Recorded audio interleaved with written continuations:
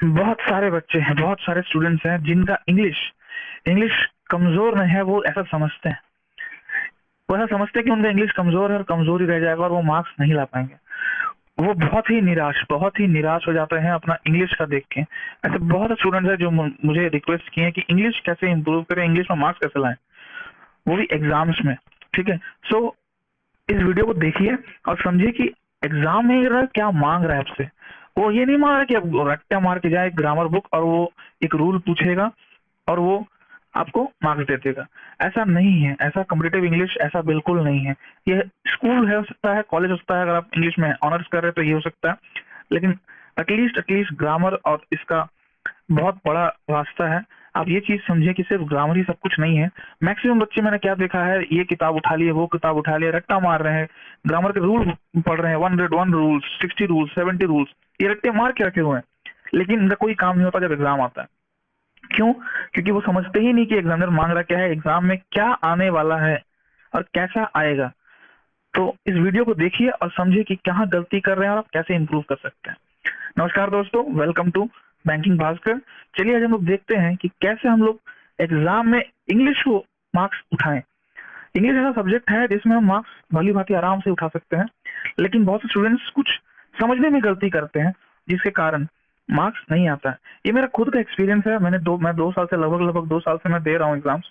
मैंने हर एक एग्जाम्स दिए हैं और मेरे इंग्लिश में पहले जो मुझे 5-12 आते थे, यही मेरा रेंज था। मैं कट ऑफ पार कर देता था, लेकिन 12-15 इससे ऊपर नहीं आते थे। लेकिन फिर जब मैंने ध्यान से एनालाइज किया, मैंने पढ़ लेगा, मैं रीडिंग करना शुरू कर दिया। मैं रीडिंग कुछ भी करता हूँ, मैं नॉवेल्स रीड करता हूँ, मैं न्यूज़पेपर उतना रीड नहीं करता, मुझे न्यूज़पेपर से उतना, क्योंकि न्यूज़पेपर में इंटरेस्टिंग स्टफ नहीं होता है, वो थोड़ा बोरिंग लगता है, इसलिए मैं न्यूज़पेपर नहीं पढ़ता, मैं नॉवेल्स पढ़ता हूँ। ठीक है, मैं नॉवेल्स पढ़ता हूँ या फिर मैगजीन्स पढ़ता हूँ, ऑनलाइन मैगजीन्स, ई बुक्स, ये सब मैं पढ़ता हूँ। तो इससे मेरे इंप्रूवमेंट, मैंने देखा कि इंप्रूवमेंट होने लगा है। फिर मैंने एनालाइज किया, मैंने सोचा कि क्या हो रहा है, क्यों हो रहा है। जब मुझे पता चला, मैंने दूसरों को भी देखा, मैंने दूसरों से पूछा, मैंने अपने स्टूडेंट से पूछा, तो मालूम चल रहा है कि ये ऐसे इम्प्रूव। तो चलिए वीडियो को शुरू करते हैं और देखते हैं कि कैसे और क्या आप लोग गलती कर रहे हैं और क्या करें कि आप आराम से 20 प्लस और 25 प्लस आराम से ला सकते हैं। चलिए देखते हैं। मैं जितनी भी आईपीएस और बैंकिंग एग्जाम्स में अगर बात करूं, मैं स्पेसिफिकली बैंकिंग की ही बता रहा हूं, ठीक है, क्योंकि एसएससी में ग्रामर रोल है, लेकिन बैंकिंग में मैं बोलूंगा अगर आप नहीं भी करते हैं तो भी आपका अच्छा खासा मार्क्स आ सकता है। आप आराम से 20 प्लस ला सकते हैं without attempting grammar based question. तो चलिए स्टार्ट करते हैं और देखते हैं। वो कैप बोर्ड जो होते हैं वो कॉम्प्रिहेंशन से और थोड़ा बहुत इधर उधर से आते हैं, तो ये 3 से 5 मार्क्स का आता है। ये रीडिंग बेस्ड जो होता है, ये कॉम्प्रिहेंशन ले लीजिए, उसमें से मैक्सिमम क्वेश्चन क्लोज टेस्ट ले लीजिए, फिलर्स ले लीजिए, पैराजम्बल्स ले लीजिए। ठीक है, तो वो कैप्स, तो मैक्सिमम क्वेश्चन जो होते हैं इसी से होते हैं। तो 18 से 22-23 क्वेश्चन इसी से होते हैं। फिर ग्रामर बेस्ड से 4-5 इससे भी होता है। तो अगर देखा जाए तो मेन कौन है, मेन यही है। आप आराम से सिर्फ रीडिंग, क्योंकि ऐसा नहीं कि ग्रामर आपके पूरा नील होगा, कुछ तो आता होगा, और ना ही वो कैप आपकी पूरी नील होगी, थोड़ा बहुत तो आता होगा। तो आपका रीडिंग प्रैक्टिस अच्छा रहेगा तो आप आराम से इससे कर सकते हैं। मतलब मैं बोलना क्या चाह रहा हूँ कि ऐसा नहीं कि ग्रामर ही नहीं है। जब आप रीडिंग करते हैं ना, तो आप अपने आप टेंस, ठीक है, टेंस हो गया, फिर वर्ड्स हो गया, वो कैप के पार्ट जो है, ग्रामर का कुछ कुछ पोर्शन जो हो गया, तो आप इसको आराम से यूज करते हैं और आप समझते भी हैं और आपको याद रहता है वो चीज। मैं कुछ चीज और समझाता हूँ कि बहुत पहले 2012 तक 13 तक ऐसा कुछ मैंने पेपर्स देखे थे, तो वहां आप देखिएगा छोटे छोटे लाइन आते थे एग्जाम्स में, और वहां कट ऑफ इंग्लिश का 7 नंबर 6 नंबर ये रहता, ये कट ऑफ आता था 2014 तक, 13-14 तक। ठीक है, उसके बाद क्या किया इन लोगों ने, चेंज करके रीडेबिलिटी पे ज्यादा फोकस किया। आईपीएस ने रीडेबिलिटी पे फोकस किया। क्यों? क्योंकि बहुत सारे ऐसे भी बच्चे होते हैं जो ग्रामर रट्टा मार के, आप चलिए 10 ला देंगे, 15 ला देंगे, 20 ला देंगे। ठीक है, पहले ऐसा सिलेबस था, पहले ऐसा सिलेबस था कि आप ग्रामर रट के मार्क्स ला सकते थे। लेकिन क्या होता था कि जब ये स्टूडेंट्स जब प्रोफेशनल वर्ल्ड में जाते थे और इन्हें कुछ लिखा नहीं बोला जाता था, कुछ समझ नहीं बोला जाता था, कुछ रीडिंग, कुछ रिपोर्ट, तो उस समय क्या होता था, बहुत बहुत दिक्कत था, क्योंकि आप ग्रामर पढ़ के ये सब कभी कुछ नहीं कर सकते। तो इसीलिए आईपीएस ने क्या किया, फोकस अपना शिफ्ट करके रीडेबिलिटी पे लाया, कि अगर आप रीड अच्छा कर सकते हैं, आप कॉम्प्रीहेंड कर सकते हैं, आप अगर कॉम्प्रीहेंड कर सकते हैं तो आप इंग्लिश में अच्छा ला सकते हैं, और बाद में प्रोफेशनल लाइफ में इसी का काम है। प्रोफेशनल लाइफ अगर स्टार्ट करते हैं तो कॉम्प्रीहेंड जो इंग्लिश होता है, जो प्रोफेशनल इंग्लिश बोलते हैं, जो यूसेज इंग्लिश बोलते हैं, वही काम आता है, आपका ग्रामर काम ज्यादा नहीं आता है। ठीक है, तो चलिए हम लोग देखते हैं कि इंग्लिश टॉपिक्स में होते क्या क्या है एक्चुअल में जो एग्जाम्स होते हैं। मैं मेंस ले लूं या प्रीलिम्स ले लूं, तो मेन जो होते हैं आरसी होते हैं, स्पॉटिंग होता है, क्लोज टेस्ट होता है, पैराजम्बल्स होता है, फिलर्स होता है, फ्रेज रिप्लेसमेंट होता है, वोकैब होता है, और ई सिनोनिम्स इसी का पार्ट है, या फिर अलग से पूछा जाता है कि स्पेलिंग सही है या नहीं है, क्लर्क बेसिस में असर आता है। तो आजकल क्या है, नया पैटर्न आते हैं, आपको रीडिंग कॉम्प्रिहेंशन का नया पैटर्न दिखेगा, एरर स्पॉटिंग के अंदर नया पैटर्न दिखेगा, क्लोज टेस्ट के अंदर नया पैटर्न दिखेगा, पैराजम्बल्स के अंदर पैराजम्बल के अंदर सेंटेंस फिर जम्बल रहता है, ऐसा कुछ दिख रहा है आजकल। तो फिलर्स दिख रहा है, फ्रेज रिप्लेसमेंट दिख रहा है, तो सब में नया पैटर्न रहेगा, नया पैटर्न सब में आएगा। पैटर्न जो है इंग्लिश का वो बदलता रहेगा, लेकिन क्या नहीं बदलेगा, वो है आपका रीडेबिलिटी बेस्ड जो आ रहे हैं क्वेश्चंस, वो नहीं बदलेगा। ठीक है, आपका रीडेबिलिटी बेस्ड जो क्वेश्चंस है वो चेंज नहीं होगा, तो हमेशा यही रहेंगे। ठीक है, तो हमेशा ध्यान रखिएगा कि आप अपना इम्प्रूवमेंट अगर लाना है तो अभी से ही आप क्या करिए, आप इम्प्रूवमेंट लाना है तो आप रीड करना शुरू कीजिए। मैं ये नहीं बोलता कि आप डेली 10 पेज 20 पेज, एक पेज एवरीडे, एक पेज ही काफी है, लेकिन कैसे करना है, क्या करना है, मैं बताता हूँ अभी आगे। तो चलिए जानते हैं कुछ कुछ। पहले अब क्या करिए कि आप खुद को जानिए कि क्या हो क्या रहा है आपके साथ। बहुत सारे स्टूडेंट्स होंगे, स्टूडेंट्स कैटेगराइज होंगे अलग अलग चीज में। जैसे कि कुछ स्टूडेंट्स होंगे जो क्वालिफाई ही नहीं कर पा रहे सेक्शनल, मैं उनके लिए कहूंगा कि आप पहले थोड़ा सा स्टार्ट कीजिए, आप इंग्लिश थोड़ा सा समझिए, क्योंकि अगर आपका क्वालिफाई ही नहीं हो रहा है, यानी कि आपका 4 से 6 नंबर भी नहीं आ रहे हैं, तो इसका मतलब आपको ग्रामर तो छोड़िए, आपका रीडिंग स्किल्स भी जीरो होगा अभी। ठीक है, अभी जीरो होगा, तो इससे घबराना नहीं है कि बढ़ेंगे नहीं या फिर जॉब नहीं लगेगी, ऐसा कुछ नहीं है। आप आराम से इसको भी इम्प्रूव कर सकते हैं। Everything is possible if you have practice and dedication. तो आप इसको करना होगा तो होगा जरूर। तब क्या करिए, आप रीडिंग करिए, आप इजी मॉक टेस्ट दीजिएगा, इजी, तब आराम से हो जाएगा।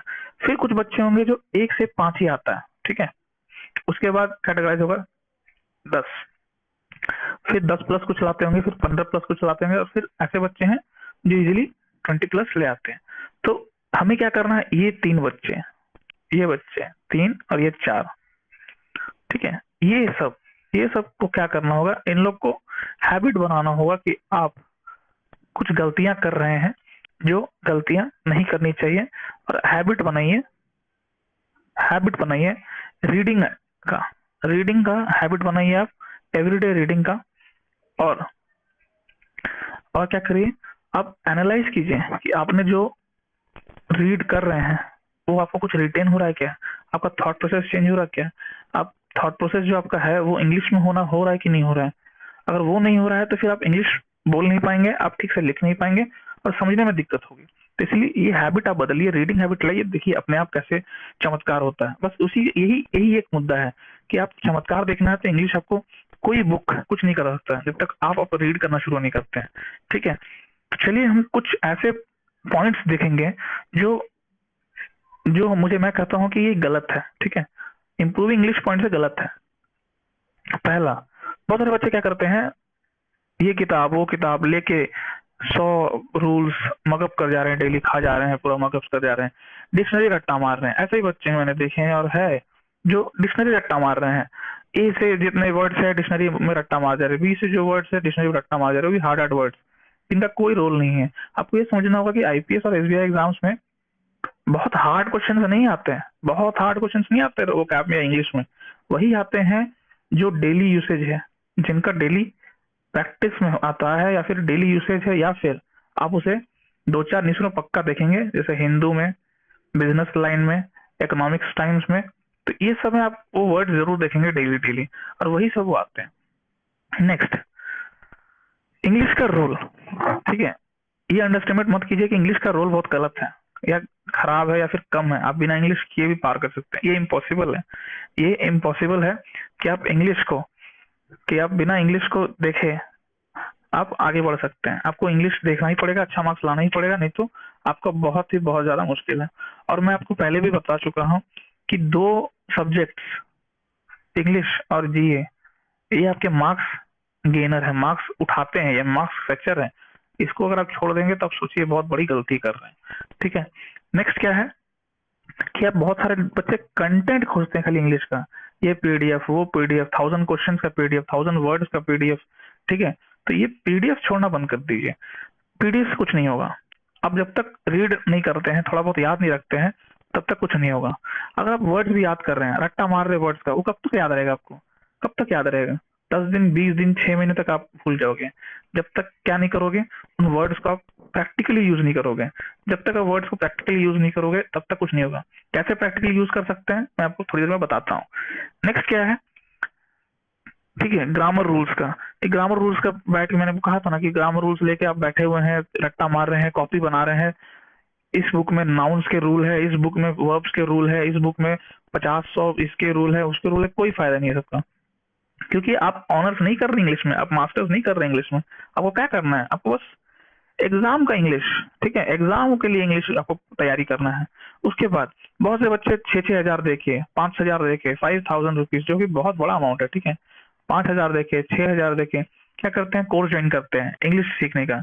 और 1 साल बाद अगर वो देखते हैं तो कोई इम्प्रूवमेंट, खास इम्प्रूवमेंट कुछ नहीं होता है। उन्हें बस 2-4 वर्ड्स आ जाते हैं और कुछ लाइन्स आ जाते हैं, और क्या है कि कुछ कुछ वो सीख जाते हैं ग्रामर के रूल्स। इससे ज्यादा कुछ नहीं होता। वो घर बैठे भी हो सकता है, वो घर बैठे भी हो सकता है। कोई जरूरी नहीं आपको कोई इंग्लिश के लिए कोई बहुत हेफ्टी अमाउंट देने की या फिर कोर्स ज्वाइन करने की, ऐसा कुछ नहीं है। एग्जाम का अगर निकालना, अगर आपको एम आईबीपीएस और एसबीआई है, तो मैं बताता हूँ कि आपको इंग्लिश में सिर्फ एक ही चीज करना डेली, वो है रीड। रीड विथ एनालाइजिंग, ठीक है, विदाउट। उसके बाद रूमर्स। बहुत जन तो ये छोड़ के इंग्लिश को देख के अपना प्रिपरेशन छोड़ देते हैं। मैंने ऐसे भी है, मेरे ऐसे भी कुछ फ्रेंड्स हैं और रिलेटिव्स है, कुछ जानता हूँ मैं, क्योंकि मैं गांव से बिलोंग करता हूँ। तो क्या होता है कि गांव में कोई चीज इंग्लिश को लेके बहुत ज्यादा दिक्कत है। तो यहाँ पे क्या होता है कि इंग्लिश को भय, मतलब एक बहुत बड़ा डर है इंग्लिश का। तो इसीलिए आप ये डर हटाना है। इंग्लिश क्या है कि आपको सिर्फ प्रैक्टिस करिएगा ना तो इंग्लिश आपका इंप्रूव हो जाएगा। ठीक है, इंग्लिश, और 2-4 बंदे को पकड़िए जो आपको इंग्लिश में कन्वर्सेट कर सके, इंग्लिश आपका सुधार सके, आप मैसेज कर सके तो वो इंग्लिश में ये बता सके कि आपको यहाँ गलती है, मजाक ना उड़ाएं। ऐसे कुछ बंदे और दोस्त जरूर मिलेंगे आपको। नेक्स्ट क्या है, मैंने जब भी कहा, आप जो रूल्स बुक्स पढ़ रहे हैं वो क्या है, वो एकेडमिक इंग्लिश है। वो क्या है, एकेडमिक इंग्लिश का रिक्वायरमेंट है, स्कूल के, कॉलेज के। लेकिन हमारा कंटेटिव इंग्लिश रिक्वायरमेंट वो नहीं है। कंटेटिव इंग्लिश बहुत सिंपल चीज है, आपको बस थोड़ा बहुत ध्यान देना है, आप आराम से कर जाएंगे। फिर उसके बाद बहुत से बच्चे यहाँ ज्वाइन कर लो, वहां ज्वाइन कर लो, ये कोर्स ले लो, वो कोर्स ले लो। तो जब तक आप पहले खुद को जानिए कि आप में कमी कहाँ है, ग्रामर में है, वोकैब में है, या फिर आपके अंडरस्टैंडिंग और कॉम्प्रिहेंडिंग स्किल्स में है। तो ये सब चीज में है। तो आप ये सब, आपको कहीं भी ज्वाइन कीजिएगा, आप कहीं भी ज्वाइन कीजिएगा, क्या करवाएगा वो आपसे? आपसे एक ही चीज करवाएगा, वो है बेस, प्रैक्टिस। तो ये आप खुद क्यों नहीं कर लेते उठ के? अगर आप ये खुद कर लेंगे तो आप अपने आप उठ जाएंगे, आपका इंग्लिश अपने आप इंप्रूव हो जाएगा। दूसरा, नेक्स्ट क्या है, रीड करना। मैं देखता हूँ स्टूडेंट्स को, आज क्या किया आपने? सर मैंने न्यूज़पेपर पढ़ लिया। न्यूज़पेपर पढ़ा? हाँ, न्यूज़पेपर पढ़ लिया। कितना? पूरा न्यूज़पेपर पढ़ लिया। कितने घंटे लगे आपको? 2 घंटे लगे सर। ठीक है, बताइए, इंग्लिश में बताइएगा कि आपने ये न्यूज जो आया था ये क्या, अपने अपने भाषा में बताइए। वो नहीं हो पाता है। ठीक है, ये वर्ड बताइए, ये वर्ड का मीनिंग ये न्यूज़पेपर में था, ये वर्ड नहीं पता। तो क्या फायदा पढ़ के? आपने 2 घंटा बर्बाद कर दिया आपने। आप भले उस न्यूज़पेपर को 2 दिन पढ़िए, 2 दिन पढ़िए, 2 दिन तक पढ़िए एक ही न्यूज़पेपर को, कोई बात नहीं। लेकिन आप उसमें सेंटेंस देखिए, आपको एक से एक चीज मिलेगी इसमें, न्यूज़पेपर में आपको वर्ड्स मिल जाएंगे। आप हर दिन अगर आप न्यूज खोजोगे तो आपको 20 to 25 वर्ड्स आराम से मिलेंगे, आराम से। That is beyond simple English. ठीक है, अच्छे वर्ड्स मिलेंगे आपको। मैं हिंदू की बात करूं तो उसी में आपको ऐसे मिल जाएंगे। ठीक है, वर्ड्स मिलेंगे, फ्रेज मिलेंगे। ठीक है, ऐसे ऐसे फ्रेज मिलेंगे जो बहुत इंटरेस्टिंग और अच्छे हैं डेली यूज के लिए, वो सब मिलेंगे आपको। सेंटेंस इंप्रूवमेंट और सेंटेंस कनेक्टर जैसे कुछ मिलेंगे, वो मिलेंगे। कॉम्प्रिहेंडिंग स्किल्स बढ़ेगा आपका डेली, वो बढ़ेगा। तो आप सिर्फ एक मात्र रीडिंग से देखिए क्या कुछ नहीं कर सकते हैं। ठीक है, तो आपका मेन है रीडिंग हैबिट इंप्रूव करेंगे तो सब हो जाएगा। तो ये तो कुछ थे डिटेल्स में जो डोंट्स थे। चलिए अब क्या करते हैं, क्या करना चाहिए वो देखते हैं। नेक्स्ट चलिए, ये है रीडिंग, हाउ टू रीड। देखिए मैंने क्या लिखा है कि रीड एक्सटेंसिवली, मतलब आप बहुत रीड कीजिए, जितना रीड हो सकता है उतना रीड कीजिए, एक दिन में नहीं, थोड़ा थोड़ा हर दिन, लेकिन पढ़िए जरूर। लेकिन क्या करना है, एग्जामिन मैन्युअली करना। मतलब मैंने जैसे बोला, पहला पॉइंट, आप नोट्स बनाइए वर्ड्स का, ठीक है, वर्ड्स का नोट्स बनाइए, फ्रेज का नोट्स बनाइए, जो बहुत अच्छे अच्छे फ्रेज लगते हैं उनका बनाइए। नेक्स्ट क्या है कि आपको कुछ ऐसा दिख रहा है जो वर्ड या फिर जो क्या बोलते हैं उसको, आपका टर्मिनोलॉजी कुछ मिलेगा, ठीक है, बैंकिंग के टर्म से, या फिर आप अगर एसएससी की तैयारी कर रहे हो तो उसके कुछ मिलेंगे, तो ये टर्मिनोलॉजी तैयार कीजिए, उसका एक बुक बनाइए, नोटबुक, सब नोट्स में बनाइए, ये सब नोट्स बनाइए, आपको बहुत इंप्रूवमेंट होगा। फिर नेक्स्ट है कि आप मॉक देख के निराश हो जाते हैं। मैंने देखा है कि मॉक में आता ही नहीं मार्क्स। तो मॉक्स जो होते हैं, इंग्लिश उसमें बहुत हार्ड होता है, ठीक है। मैं अगर क्लर्क लेवल की इंग्लिश की बात करूँ तो ये बहुत बहुत बहुत ईजी होता है, और मॉक्स में के मुकाबले बहुत ईजी होता है। तो एक काम करिए, आप क्या करिए, आप बीएससी मैगजीन देखिएगा, बीएससी मैगजीन जो होता है उसका क्लर्क आप अटेम्प्ट कीजिए, देखिएगा आपको थोड़ा अच्छा लगेगा और मार्क्स कुछ कुछ आएंगे, ठीक है। नेक्स्ट क्या है, कंफर्टेबल जोन देखिए अपना, क्या आप ग्रामर, आपने पूरा ग्रामर रट्टा मार चुके हैं, तो क्या ग्रामर में आप कंफर्टेबल है, सिर्फ ग्रामर करना, कुछ नहीं मिलेगा आपको। नेक्स्ट क्या है, रीडिंग, आप रीडिंग में कंफर्टेबल हो रहे हैं कि नहीं हो रहे हैं, तो रीडिंग में कंफर्टेबल नहीं तो इसको इंप्रूव करिए, ये बहुत इंपॉर्टेंट है, ये इंप्रूव अपने आप, ये इंप्रूव कर जाएगा, अपने आप ये इंप्रूव कर जाएगा। आप देखिएगा, आप 20 दिन 15 दिन पढ़ के देखिए, उसको देखिए आप कैसे इंप्रूव कर रहे हैं, और मुझे जरूर कमेंट में बताइएगा। फिर रीडिंग से कुछ सीखना क्या है, कनेक्टिविटी, और आजकल यही एग्जाम में आ ही रहे हैं, आपको कोई नहीं पूछ रहा है कि ये मीनिंग क्या है, इसका टफ मीनिंग क्या है, उसका टफ मीनिंग क्या है, हिबी जीबी कोई वर्ड आ जा रहा है, व्हाट इज हिबी जीबी, तो ये सब वर्ड नहीं आता, ये सब वर्ड आजकल नहीं आता, सिंपल इसका मतलब है गूजबम्स। तो तो ये सब वर्ड्स कुछ हार्ड वर्ड नहीं आते, गूजबम्स से सिंपल रहेंगे, तो आपको ये सब सेंटेंस, ये सब नॉवेल्स पढ़ेंगे, बुक्स पढ़ेंगे, मैगजीन्स पढ़ेंगे, तो आपको अपने आप मिल जाएगा ये सब वर्ड्स। उसके बाद कॉम्प्रिहेंशन प्रैक्टिस कीजिए, आफ्टर आप रीड, पहले प्रैक्टिस करिए रीड करने का, कुछ भी करने का रीड, और उसको समझने का, रीड करके समझने का, अपने भाषा में सोचिए, आंख बंद करके सोचिए कि आप बोल पा रहे कुछ उसके बारे, कुछ सोच पा रहे क्या क्या वर्ड्स था। जब तक ये नहीं होता है तब तक आप कॉम्प्रिहेंशन प्रैक्टिस मॉक में मत कीजिए, नहीं तो आपको निराशा मिलेगी। फिर उसके बाद अगर आपका रीडिंग हैबिट नहीं है तो शुरुआत में आप बहुत स्लोली स्लोली पढ़िए, बहुत स्लोली स्लोली, मतलब एक सेंटेंस को पकड़िए और उसको देखते रहिए कि सेंटेंस में क्या क्या है, ये है, अच्छा ये जो एंड लगा हुआ है ये मेरा कंजंक्शन है, अच्छा ये मेरा नाउन है, अच्छा ये मेरा प्रोनाउन है, अच्छा। तो ऐसे पकड़िए आप मालूम बता रहे हैं मैं, आप एक पेज में ना, आप एक में पूरा ग्रामर मिल जाएगा कोई पेज में, ठीक है। तो इसीलिए आप पहले एनालाइज कीजिए, स्लोली स्लोली रीड कीजिए, कॉम्प्रिहेंड कीजिए, उसके बाद आगे बढ़िए। उसके बाद प्रैक्टिस प्रैक्टिकली, इसका मतलब क्या है कि मैंने लोगों को देखा इंग्लिश में बात कर रहे हैं, ठीक है, ये इंग्लिश छोड़ दीजिए अब। अगर आपको इम्प्रूव करना है तो क्या करिए, इंग्लिश का स्टेटस लिखिए, व्हाट्सएप पे स्टेटस डालिए, ठीक है, व्हाट्सएप पे स्टेटस डालिए इंग्लिश में, जो अच्छा वर्ड सीखे आपने उससे कुछ सेंटेंस बनाइए और व्हाट्सएप पर डालिए स्टेटस, या फिर एफबी पे स्टेटस डालिए, या फिर अपने दोस्तों को कुछ इंग्लिश में बात करिए, जो इंग्लिश में बात कर सकते हैं इंग्लिश में बात कीजिए। और मैं बताऊं, और एक आइडिया है, सपोज आप कस्टमर कैसे बात कर रहे हैं ना, कस्टमर कैसे बात कर रहे हैं, इंग्लिश में बात करिए हमसे, ठीक है, आप इंग्लिश चुनिए थोड़ा सा, और उसके बाद थोड़ा थोड़ा इंग्लिश में बात कीजिए, भले आप कंफर्टेबल ना हो आप, लेकिन इंग्लिश में बात कीजिए। देखिए आपका इंग्लिश धीरे धीरे, आपको हिचकिचाहट जो है ना वो हिचकिचाहट हटेगा, क्योंकि जरूरी है इंग्लिश में बात करना, ठीक है। उसके बाद रीड करते करते ये हैबिट्स, ये थॉट्स आपको इंग्लिश में आना चाहिए। इफ यू रीडिंग समथिंग और हिंदी में समझ रहे हैं, ठीक है, शुरुआती तौर के लिए ठीक है कि आप उसको तोड़ रहे हैं और समझ रहे हैं इंग्लिश में, हिंदी में, अपनी मातृभाषा में, ठीक है। लेकिन अगर आप इंग्लिश में वापस सोच नहीं पा रहे हैं तो फिर देखिए आपका रीडिंग जो है ना वो वेस्ट हो रहा है। आप उसको अच्छा से रीड और कीजिए, और रीड कीजिए, और उसको एनालाइज कीजिए, उसके बाद ही आप थॉट प्रोसेस अपना स्टार्ट कीजिए। जब तक थॉट प्रोसेस स्टार्ट नहीं हुआ तब तक आपका इंग्लिश सुधरेगा नहीं।